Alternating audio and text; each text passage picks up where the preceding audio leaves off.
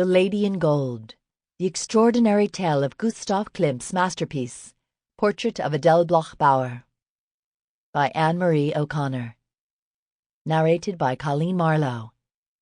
Copyright 2012 by Anne-Marie O'Connor. This unabridged audiobook is recorded by arrangement with Alfred A. Knopf, an imprint of the Knopf Doubleday Publishing Group, a division of Random House Incorporated, and was produced in the year 2012 by Tantor Media Incorporated, which holds the copyright thereto. Prologue. The Belvedere Palace of war hero Prince Eugene seemed the setting of a fairy tale on the winter morning of 2006, when a young Los Angeles attorney, wearing a long black coat and an habitual air of impatience, trudged through its snowy gardens to lay claim to a painting he had spent years fighting for. The lone man strode briskly along the imperial palace's frozen pond. Ice clung to the monumental sphinxes standing sentinel along his path, their hair swirling around fiercely beautiful faces, breasts naked between tassels dangling from armor. Their eyes cast a bold gaze of sated conquest. The lawyer was Randall Schoenberg, the grandson of a venerated Viennese composer who had fled the rise of Hitler. The return of this ominous heir was anything but welcome. The painting Schoenberg sought was a shimmering gold masterpiece, painted a century earlier by the artistic heretic Gustav Klimt. It was a portrait of a Viennese society beauty, Adele Bloch-Bauer. Both artist and model were long dead, but people still enjoyed speculating they had been lovers. Their artistic collaboration produced one of the greatest portraits of the modern age. Austrians regarded the painting as their Mona Lisa. Schoenberg paused to stamp snow from his boots at the doors of the palace, which now housed the Austrian Gallery, the premier national art museum, though it still bore the name bestowed by Prince Eugene, who called it his Belvedere, or beautiful view. From this hill the Turks had laid siege to Vienna in the last great showdown between East and West, and the soaring green Belvedere roof emulated their billowing tents. In the distance, St. Stephen's Cathedral rose toward the heavens, reaching for the love of God. Its majestic blackened spires towered over the site of an ancient moat built by Roman emperors over the remains of a prehistoric Celtic settlement. Here was the primeval heart of Vienna. Above Schoenberg, stone gods and goddesses gazed down from the parapet of the palace. Cherubs cast mischievous glances, as capricious as love itself. A group of Japanese tourists stood and shivered, waiting for the museum to open. Schoenberg hurried past them. A silver-haired patriarch in a grey overcoat stopped his morning walk and stared. It was that American lawyer from newspapers and television. Schoenberg, the Austrian hissed to his wife. They exchanged stony glances. Schoenberg, the man who wanted to take the gold portrait from Austria. Inside, Schoenberg was greeted with cool circumspection by the director of the Austrian Gallery, Gerbert Frodel. Frodel was a tall man with watchful eyes and a thin smile. Schoenberg was the last person Frodel or Austria wanted to see. But Frodel was shrewd enough to realize that it would be best to treat the composer's grandson with courtesy. Ticking him off would only make things worse. For years, Austrian officials had stonewalled Schoenberg. Now Frodel was reduced to showing him the way to precious paintings like a museum guide. Frodel quickly handed Schoenberg off to a tight-lipped functionary. She led him to a glass elevator and pushed a button. They rode down in silence. Deep under the museum, the elevator groaned to a halt. Schoenberg followed the administrator down a maze of dark passageways, their footsteps echoing. Schoenberg thought, "What is this place?" He knew better than to ask. The answer might not be pretty. Bunkers like this were not built for fairy tale palaces.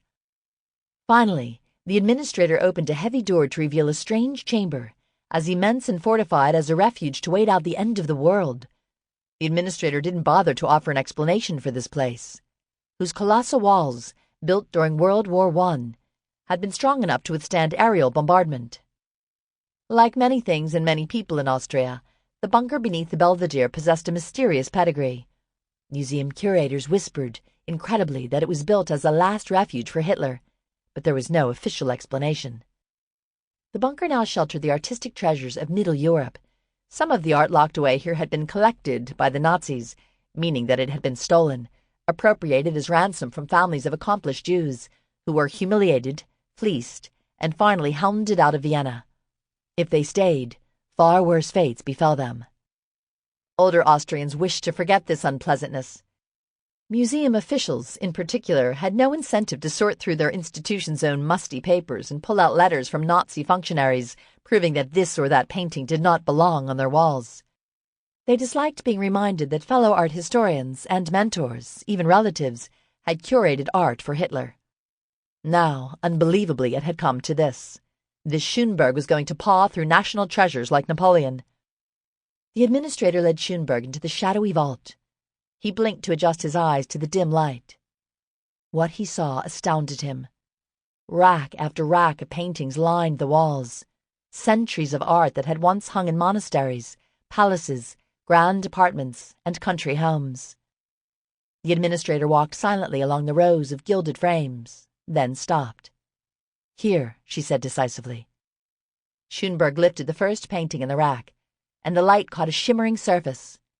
Here was the masterpiece Schönberg was fighting for. He stared in wonder at Adele's face, floating in a haze of gold, as pale and sultry as a diva of the silent screen. For 8 years Schönberg had argued this painting did not belong to Austria. Most people would have given up long ago, but Schönberg had a remarkable client with the stubbornness to match his own. A 90-year-old retired dress shop owner, disarmingly charming and as dignified and composed as the carefully cultivated Viennese debutante she had once been.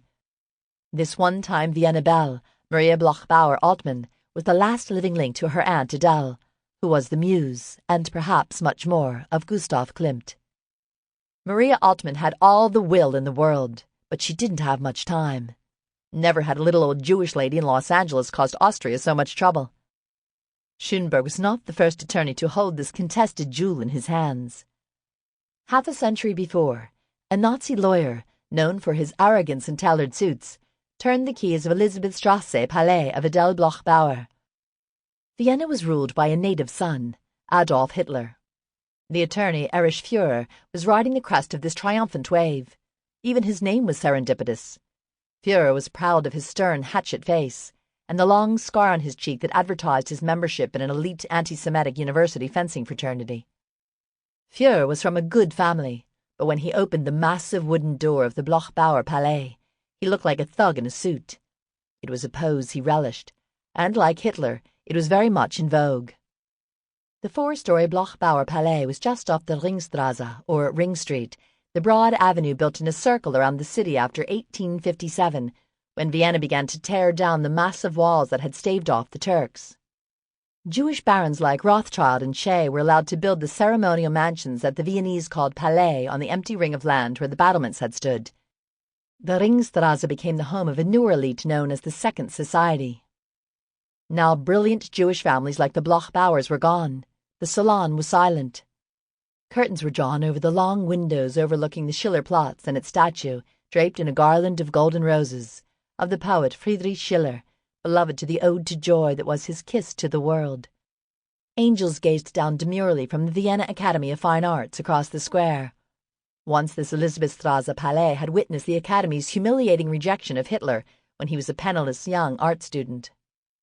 Denying Hitler anything in Vienna was inconceivable now. Führer strode across jewel-toned Persian rugs until he reached the bedroom of Adele Bloch-Bauer, the late wife of the man who had been forced to flee this mansion. She had died years ago, but there were flowers in a vase on a table, so withered and dry they crumbled at the touch, and a framed photograph of a bear-like man, grinning and embracing a black-and-white kitten. Klimt. Whatever did women see in him? Führer walked deeper into the shadowy, cold room. Then he spotted his quarry. For a moment, he stood before it and stared. Here was the portrait that had dazzled turn-of-the-century Vienna, a painting with the flourish of Mozart, yet a product of Freud's emerging age of the psyche. In this painting, Vienna's glittering past met its fratricidal present. Now it would meet its future. Führer knew Klimt's work was not entirely in keeping with Nazi tastes. Hitler had an aversion to modernists, and Klimt had been a notorious philo-Semite, a friend of Jews. Yet his portraits of society ladies were synonymous with Viennese glamour. The fact that the woman in the golden painting was Jewish was inconvenient, but not incurable. The painting of Adele would be hoisted into a vehicle and driven across town, slowly, to protect the fragile gold leaf. Führer would not deliver the painting to brutal Nazi stormtroopers with guns and boots. He would present it to bespectacled curators at the Austrian gallery, who were advancing their careers under Nazi rule. It was to these tainted aesthetes that Führer would offer the beautiful Adele, like pirate's booty or a trophy of war, with a letter that bore the salutation, Heil Hitler. The placard on the wall at the Belvedere gave no clues as to the identity of the woman in the portrait. Any hint of her Jewish origins would betray the Nazi lie of racial superiority. So they engaged in one of the greatest identity thefts in the history of artistic provenance, craftily erasing the traces of Adele's life and legacy. The first mention of the acquisition of Adele's gold portrait was written in 1942 by an old friend of Klimt. He knew very well who Adele was. Yet in one of the small collaborations that pushed the Nazi machinery forward, he politely called the gold portrait of Adele Bloch-Bauer the Dame in Gold. The Lady in Gold.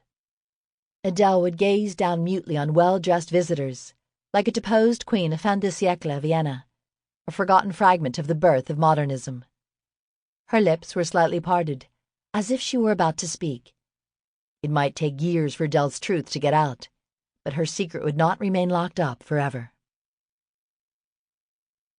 The woman who held the key to the mystery carefully balanced a tray of aromatic Viennese coffee, brimming with whipped cream, and set it on a table in a sun-dappled living room in Los Angeles at the turn of another century. Maria Altman was gracious and warm, the kind of woman referred to in another era as a grande dame. Her face was deeply lined, but her bright blue eyes still held a gaze of wonder. "It is a very complicated story," Maria began, in an elegant old-world accent that belonged to a vanished world in Middle Europa. She paused a moment, trying to decide where to start. "People always asked me, did your aunt have a mad affair with Klimt? My sister thought so. My mother, she was very Victorian, said, 'How dare you say that? It was an intellectual friendship.'" Maria looked up at a reproduction of Adele's portrait on the wall, regarding her face thoughtfully. "My darling," she said finally, "Adele was a modern woman living in the world of yesterday." Part 1. Emancipation. Adele's Vienna. Poems and Privilege. It was 1898, and the devil himself seemed to dance in Vienna. The mistress of Emperor Franz Joseph was Vienna's premier actress, Katharina Schratt, and she was threatening to retire from the stage unless the Imperial Theatre staged a scandalous Arthur Schnitzler play that glamorized free love. Vienna's most acclaimed star couldn't possibly be allowed to step down in the Jubilee year, the 50th anniversary of the reign of the Austro-Hungarian monarch. So when the curtains opened on Schnitzler's Veil of Beatrice, the Emperor personally saw to it that his mistress was on stage in a black veil, in the role of the seduced woman. If it had once been unthinkable for the Austrian Emperor to publicly indulge the whims of a common actress, Vienna was now a hothouse where nothing seemed impossible. For hundreds of years, the great Hapsburg dynasty had reigned over this crossroad of East and West. Behind immense battlements, its frilly court united German, Italian, Polish, Czech, Hungarian, and Croatian aristocracies into a single royal house whose multicultural capital was as ornate as a Fabergé egg. Even their German-acquired elaborate embellishments and a lilting cadence, softened by Italian and French, and Baroque exhortations of Custihans, this culture of pleasure was so unabashed that one Hapsburg archduke declared wine the principal nourishment of the city of Vienna. Now Vienna's ancient ramparts had come tumbling down, and a wave of newcomers was crowding in from Bohemia, Moravia, Galicia, and Transylvania. You could hear a dozen languages in a single street, or a single tavern. This new Vienna was a city of contradictions. It was one of Europe's richest cities, yet its immigrants were among the poorest. The construction of opulent new palaces did little to hide a severe housing shortage. Vienna doctors were creating modern medicine, pioneering surgeries, discovering germs, the polio virus, and blood types, yet incurable syphilis spread unchecked. Sigmund Freud was illuminating hidden drives of sex and aggression at a time of xenophobia and anti-Semitism so crude that some believed Jews murdered children to leaven their matzah with blood. Famed for its gaiety, the sacred city of musicians had the highest suicide rate in Europe. The hallowed house of Hapsburg, which produced the kings of the Holy Roman Empire and boasted such ancestors as Julius Caesar and Nero, seemed to be coming apart. Emperor Franz Joseph was carrying on with an actress. His wife, Empress Elizabeth, detested court life and spent her time traveling the continent, earning a reputation as Europe's most famous liberated woman. His brother Maximilian playfully donned a sombrero during an ill-fated adventure as Emperor of Mexico that ended with his execution by a firing squad. His wife Charlotte went mad in a Belgian castle. The dynasty that had united Europe and the Americas had become the empire's premier dysfunctional family. Arrivists were upending the social order. Prominent Jewish men like Gustav Mahler, who converted to Catholicism to qualify for an imperial post as director of the Vienna State Opera, were somehow becoming eligible bachelors, chased by wealthy Catholic society girls.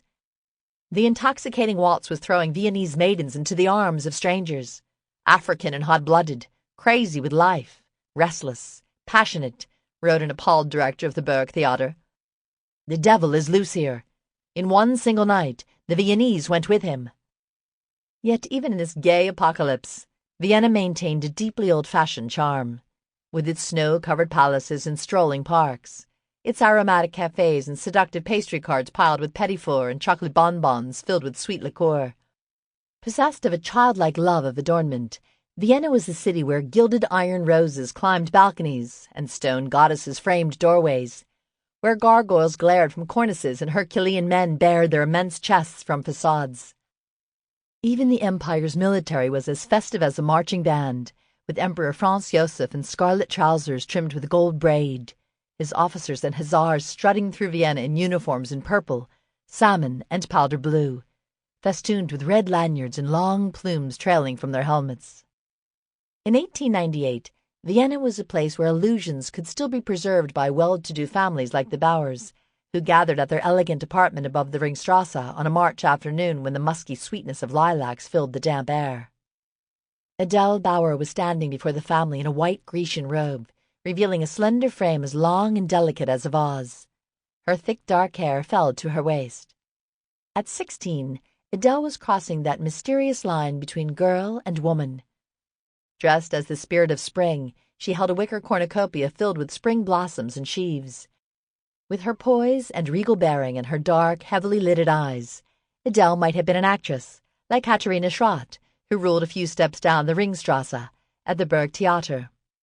For now, Bauer family gatherings were the stage for Adele, the pampered youngest child of Viennese banker Moritz Bauer. Today, Adele would read a poem in honor of a family wedding. In 2 days, her sister Teresa Bauer would solemnize her union with Gustav Bloch, the jovial son of a prominent Czech sugar baron. So there was a dynastic air to the proceedings in the Bauer parlor, a great room richly furnished with gilded mirrors, the framed portraits of family ancestors, and an ornate clock, adorned with a golden Roman chariot. Bauer family celebrations always had a touch of theater. Friends played music while guests waltzed. A special poem elevated the atmosphere from the realm of the ordinary, inviting guests to share the deeper significance of the moment. The room grew still. "Do you recognize me? Must I introduce myself?" Adele began in a low, rich voice with an air of intrigue. "Do you know who is speaking to you? I bring you joy. I bring you lust for life. I chase away your sorrow and grief. In a word, I am the good spirit of the house." This slip of a girl did not look like a spirit, or a long-limbed water sprite, or a lithe muse from an Etruscan urn. Gustav Bloch smiled at his bride-to-be, Teresa, the very proper sister of Adele. Gustav, a handsome man with a thick mustache, had wooed Teresa with the intricate courtesies suitable to the old-fashioned daughter of an established banker. Gustav's brother, Ferdinand, standing beside him, eyed Adele. Ferdinand was poised to take over his Czech father's sugar-beet industry. Sugar barons were the oil sheiks of pastry-mad Vienna, their wealth increasing with every surge in the price of the white gold. Ferdinand was twice Adele's age. He was a kind, homely bachelor who collected fussy 18th-century porcelain. Serious and methodical, Ferdinand was as different from his café-loving brother as Teresa was from her literary, artistically inclined sister. The conventional Teresa would straighten out Ferdinand's bon vivant of a brother. But her sister, Adele, looked like a charming little pagan goddess. "I am a creature of this house, which I have always loved, always inhabited, and seldom left," Adele was reciting. "My worst enemy is the sadness that drove me away." Ferdinand suffered from periodic melancholy. He listened more closely. But you see that I emerged the stronger one, Adele said with theatrical triumph. And how do I return? Whole and strong, with all the might that I can muster. How much do I love to see you here? You can see it in my shining eyes, in my flushed cheeks. My masterpiece is you, gathered here, Adele said with rising emotion as the guests smiled. Ferdinand was hooked. How had his distracted brother managed to betroth himself to this charming Viennese family? As my little ghosts foretold, Adele said, happiness has moved in with the Bauers. Ferdinand's eyes wandered to a sepia portrait of Adele's mother in a heavy gilded frame, dressed in the daring pre-Victorian manner, her gown falling far from her thin shoulders and bearing a touch of décolletage. Adele obviously took after her mother. Is it not true that little Cupid, with his bow and arrow, has made an excellent shot? Adele asked, taking Gustav and Teresa by the hand. I feel it in the beating of my heart, in the blood that runs through my veins. I feel it in the hot streak of luck that shoots through me. The poem was long. Guests shifted on their feet impatiently, thinking of the champagne and roast beef to come. Ferdinand wondered if he could arrange to be seated near Adele. Suddenly I have lost my words, Adele stalled mischievously. My desires rise to my lips. Inside me my feelings are in turmoil, and every emotion clamors to emerge at once. Waiters were bringing fluted glasses. But the Hausfrau is giving me an annoyed look, Adele said, smiling at her mother. She wants you to sample her culinary skills. The man of the house would like you to judge his vintages of wine. Therefore, I will go. I call out to you with all the force of my lungs, and even more. Long live the bride and groom. Everyone raised a glass. The deserving bedower Ferdinand made a silent toast to the dazzling woman-child in white, the bewitching embodiment of youth and hope. The King. Not far from Adele's sheltered world, the finest painter in Austria was charting a collision course with the Vienna art establishment. Gustav Klimt still didn't seem the rebel as he held court at his daily haunt, the Café Tivoli at the foot of the gardens of the Schönbrunn castle. Every morning Klimt downed strong coffee and ordered an enormous breakfast. Whipped cream played a major role, along with Gugelhof, a rich cake of rum, raisins, and cherries in the shape of a Turkish turban, recalled the painter Karl Moll, who sat at the open-air table with Klimt and their fellow artists, plotting the future of Austrian art. Klimt was becoming a celebrity. When he strode into Vienna's Café Central, heads turned. Women found him alluring. His massive athletic frame, tanned face, and boldly direct glance distinguished him from the prissier dandies of upper-class Vienna, who paid careful attention to their dress and the figure they cut. Klimt exuded the natural sexual charisma of a man comfortable in his own skin. Klimt's friends called him König, the king. At 35, Klimt was a king of the Vienna art world. By the time he was in his mid-20s, Emperor Franz Joseph had awarded him the Golden Service Cross, and had personally congratulated him for his staircase murals in Vienna's Imperial Burg Theater, or Castle Theatre, the monumental new building for one of the greatest stages in the Germanic world. Klimt's decorative paintings of Greek myths, Norse legends, and heroic women adorned palaces, spas, and theatres throughout the empire. To outsiders, Klimt seemed to lead a charmed life. People were calling him the heir to Vienna's late prince of painters, Hans Machart, a romantic painter of scenes of Romeo and Juliet, wood nymphs, knights, and troubadours. Machart had turned his studio into a salon for wealthy women, flattering them with unctuous portraits and romantic attention, until he died, ravaged by syphilis, in 1884. A comparison to Machart was a heady designation for a man who had stayed away from grammar school as a boy because his family was too poor to replace his shabby clothes. In the years when Klimt aspired to be no more than an art teacher, such a claim would have been beyond his wildest ambitions. Klimt admired Machart, of course, and acknowledged his influence. But he wasn't interested in following in his footsteps as an artistic courtier of official Vienna. He was restless in the gilded cage of a state-sanctioned artist. The lucrative work had lifted him from desperate poverty, but he bristled at the conventional world he now inhabited. The provincial prejudices of the Viennese aristocrats who courted him only fed his brewing rebellion against his own success. In the privacy of his lush, walled garden studio, Klimt had begun to reach into his own psyche. He was experimenting with symbolism, a French movement that used mythical figures and psychological charge symbols. Its proponents had a particular fascination with strong female figures. They rediscovered a neglected portrait, Leonardo da Vinci's Mona Lisa, and resurrected it as a masterpiece of the eternal feminine. Klimt was gravitating to new patrons, self-made Viennese industrialists, many of them Jewish, who were buying the innovative new art that state museums rejected. To this emerging elite, Klimt was something of a sex symbol. His charisma was enhanced by his devil-may-care impatience with the hypocrisies of Viennese society. In this Janus-faced world, men of distinguished lineage hid their indiscretions with prostitutes, or their sweet girls from the lower social orders, while respectable women were expected to pretend not to like sex. Klimt liked women. At a time when open female sensuality was disdained as an aberration or a hysteria to be treated, Klimt's elegantly erotic line drawings, more whispered about than seen, made it clear he understood the sexual desires of women. The erotic neurasthenia that vibrates in many of his most deeply felt drawings is filled with his most profound and painful experience, wrote art historian Hans Tietze of this refined man of nature, a mixture of satyr and ascetic. Women far above Klimt in social status were disarmed by his direct, irreverent manner, his burning stare and deep baritone. His magnetism was enhanced by the kind of powerful physique more typical of a woodcutter or a sailor. Klimt did nothing to discourage his image of roguish virility. Yet his work habits were rigidly ascetic. He lived with his mother and sisters. He woke at first light, sometimes at his studio on Josefstadtstrasse, then set out on a brisk walk across Vienna for his hearty breakfast at Café Tivoli. He returned to his studio for long days of painting, taking breaks to exercise with barbells. Klimt's influences were Viennese. In an era when gold symbolized imperial power, he let the reflections of the Herculean golden globes and statues perched on Vienna buildings bleed into his paintings.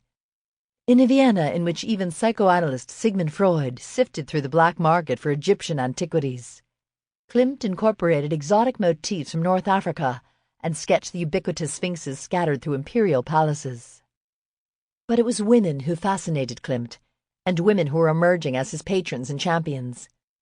In a class-stratified, anti-Semitic Vienna crowded with pretentious royalty, Klimt began to accept commissions to paint portraits of women from the new Jewish intellectual families. The women in these families lived in a world of ideas. Some knew Freud personally and weren't shocked by his belief that subconscious sexual desires burned beneath Vienna's embellished facade. These women were not born into their place in society, they were creating it. Perhaps Klimt saw something of himself in them. Emancipated immigrants. Vienna, one of the oldest settlements on the river Danube, has always been a frontier, a walled city of the West on the doorstep of the East, defending itself from outsiders but shaped by immigration since the beginning of time. The Aurignacians left Venus-like fertility figures in Austria before moving on to paint caves in France and Spain. The restless Celts moved up the Danube, building a settlement on a wooded bluff above the waters the Romans would later call Vindobona. The warrior emperor Marcus Aurelius himself guarded the vineyards of this Roman bulwark from Marcomanni attackers, building the walls higher to fend off the Huns, the Goths, the Alemanni. Soon it was the eastern bulwark of Christendom, the frontier defender against Slav invaders and Magyar horsemen, who thundered across the Hungarian plain. The garrison became a growing citadel known as Vine. The discovery of a golden scroll in a child's grave near Vienna, with the Jewish prayer, "Hear, O Israel, the Lord is our God. The Lord is one," placed the Jewish presence at least as far back as the 3rd century, suggesting Jews were co-founders of Rome and Austria. But as Christianity replaced paganism, the relationship with Jewish citizens became capricious. They were tolerated, then expelled, allowed to return as merchants, but not to own houses.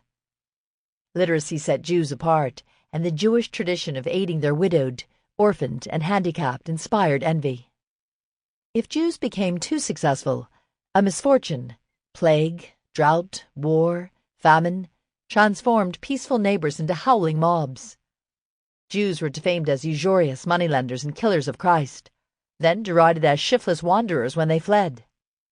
Gradually, Jewish industry, along with bailouts of spendthrift barons, counts, and princes, won respect, even titles from Germanic aristocracy. By 1814, diplomats at the Congress of Vienna were flocking to the salon of the Jewish aristocrat Fanny von Arnstein, and they whirled to the beat of a salute. Sample complete. Ready to continue?